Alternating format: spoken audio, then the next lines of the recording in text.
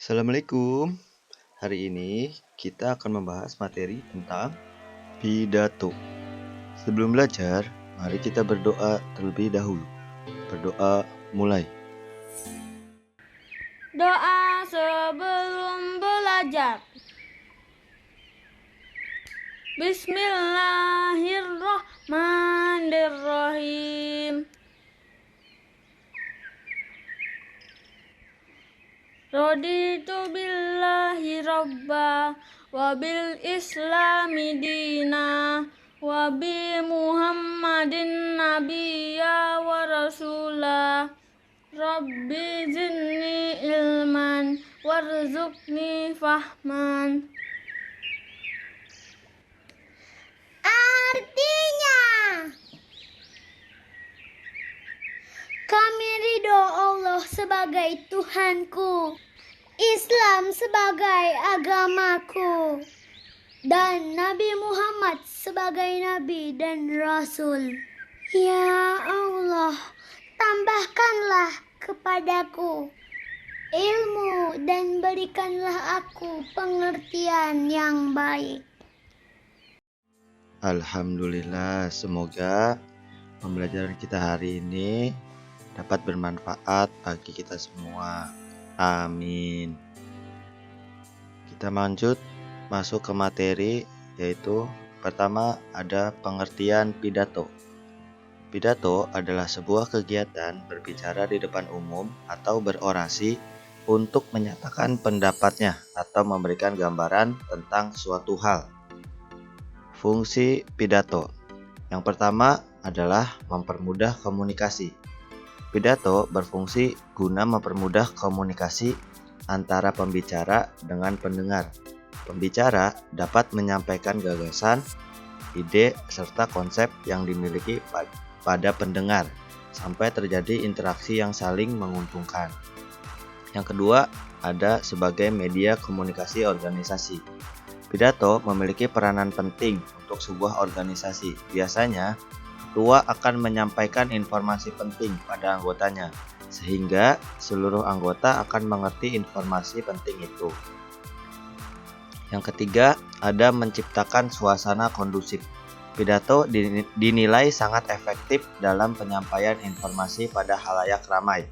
Selain itu, pidato pun menciptakan suasana yang kondusif karena cukup dengan satu orang saja yang berorasi, serta pendengar dengan jumlah yang banyak dapat menyimak dan memberikan umpan balik berupa pertanyaan, argumentasi, atau sanggahan. Yang keempat, menciptakan hubungan harmonis. Pidato akan membuat hubungan yang harmonis pada atasan dan bawahan karena pidato ini adalah komunikasi langsung dan dapat media penyampaian saran serta kritik dari atasan kepada bawahan. Metode pidato. Yang pertama ada metode naskah. Metode naskah adalah cara berpidato dengan merancang sebuah naskah atau teks sebelum pidato dilakukan. Naskah tersebut berisi informasi yang akan disampaikan sampai lebih tertata serta tidak ada hal yang terlupakan. Metode pidato ini biasanya dipakai pada acara-acara resmi.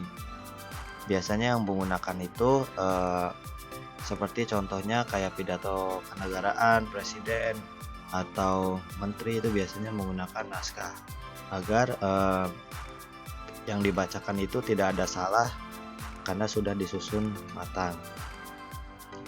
Yang kedua, ada metode hafalan. Metode hafalan adalah berpidato dengan cara menghafal informasi-informasi yang akan disampaikan. Jadi, sebelum berpidato, si pembicara ini akan menghafal poin-poin penting terkait informasi yang akan disampaikan olehnya. Nah, metode pidato ini memiliki kekurangan, yaitu ketika kita lupa, informasi yang akan kita sampaikan tidak dapat tersampaikan dengan baik. Yang ketiga ada metode spontan atau mendadak. Metode spontan atau mendadak adalah menyampaikan pidato yang dilakukan secara spontan serta dilakukan tanpa persiapan. Akan tetapi, si pembicara hanya menceritakan pengalaman maupun pengetahuan yang dimiliki oleh pembicara. Metode ini biasanya dipakai pada situasi darurat dan spontanitas atau yang mendadak. Yang keempat, ada metode ekstemporer. Metode ekstemporer adalah metode pidato yang dilakukan sesuai dengan struktur atau pola. Jadi dalam pidato tersebut sudah tersusun kata-kata yang akan dibicarakan. Unsur-unsur pidato. Unsur-unsur pidato ada pertama itu salam pembuka. Salam pembuka biasanya berisikan tentang ucapan salam seperti Assalamualaikum atau selamat siang, selamat sore, dan lain sebagainya. Sapaan. Sapaan ini biasanya berisikan tentang, contohnya itu biasanya yang terhormat kepada Bapak Kepala, atau yang terhormat Ibu, yang terhormat, dan lain sebagainya gitu. Pendahuluan biasanya berisikan tentang pendahuluan pidato tersebut. Terus isi atau inti dari pidato, penutup, dan salam penutup.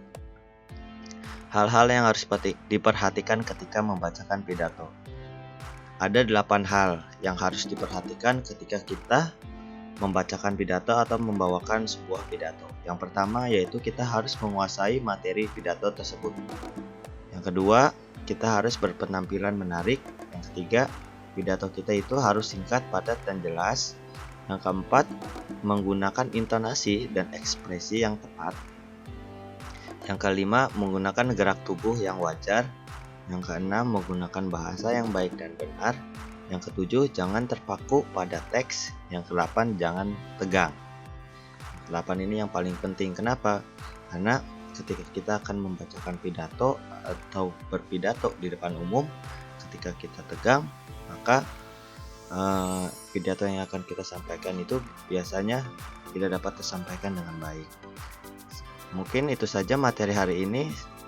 Kurang lebihnya mohon maaf. Assalamualaikum warahmatullahi wabarakatuh.